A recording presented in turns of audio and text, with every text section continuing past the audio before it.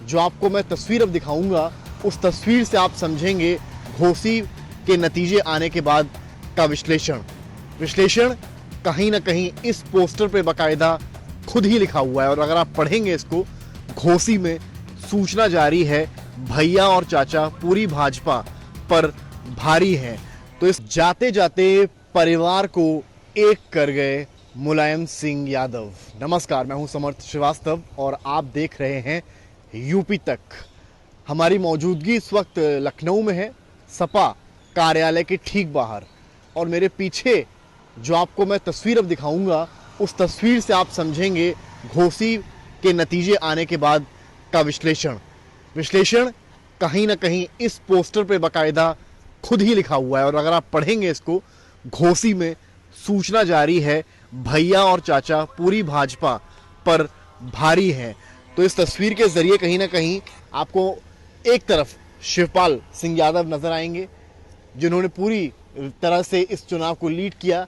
ऊपर मुलायम सिंह यादव की तस्वीर आपको नजर आएगी और राइट हैंड साइड पर अगर आप धीरे धीरे फोकस करेंगे तो आपको अखिलेश यादव यहाँ पर नजर आएंगे। हालांकि मात्र ये कहने को एक पोस्टर है, लेकिन जैसा कि मैंने कहा, ये एक ऐसा पोस्टर है जो कहीं ना कहीं समाजवादी पार्टी के घोसी उपचुनाव की चुनावी विश्लेषण पूरी तरीके से करता है।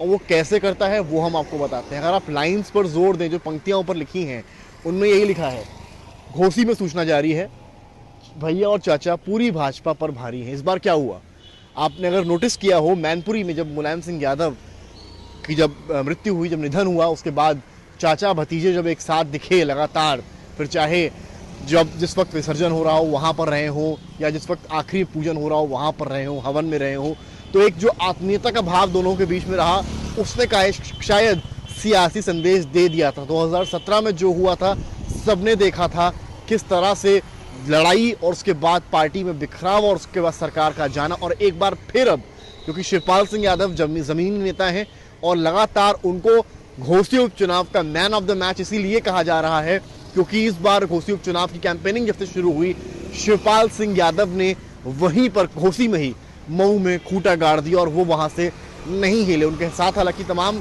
दिग्गज नेता, रामगोपाल यादव, राजीव राय समेत अखिलेश यादव ने भी वहां पर एक रैली करी, तमाम चीजें हुई। लेकिन शिवपाल सिंह यादव ने जिस तरह से कार्यकर्ताओं के लिए जमीन पर लड़ाई लड़ी, जिस भी कार्यकर्ता पर उनको लगा कि दबाव बनाया जा रहा है, वो सामने से आए कि ये हमारा कार्यकर्ता है और अब इसको आप नहीं छू सकते हैं। तो तमाम ये चीजें जो एक नेता मुलायम सिंह यादव में रही, जो देखी गई उनके दौर में, वो शिवपाल सिंह यादव ने इस बार घोसी उपचुनाव में दिखाई। और सेम ऐसी ही चीज मैनपुरी उपचुनाव में भी हुई थी, जिसमें अखिलेश यादव खुद भी उतरे थे और शिवपाल सिंह यादव खुद भी उतरे थे। तो कहीं ना कहीं समाजवादी पार्टी के लिए एक अच्छा संदेश ये है कि जिस तरह से परिवार एक हुआ है, यानी कि जो चाचा भतीजे की जोड़ी है वो एक हुई है, चाहे नेताजी के जाने के बाद हुई हो, ये एक अच्छा संकेत पार्टी के लिए है।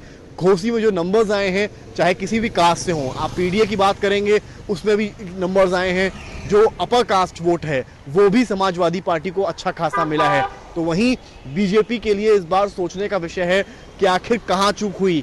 कई लोग ये बात कर रहे हैं घोसी में कि बीजेपी ने अगर दारा सिंह चौहान की जगह किसी और को उतारा होता तो शायद नतीजे या परिणाम या पर जो जीत प्रतिशत सपा का है या बीजेपी का होता वो काफ़ी कुछ अलग होता, क्योंकि दारा सिंह चौहान को लेकर घोसी में काफ़ी नाराज़गी थी।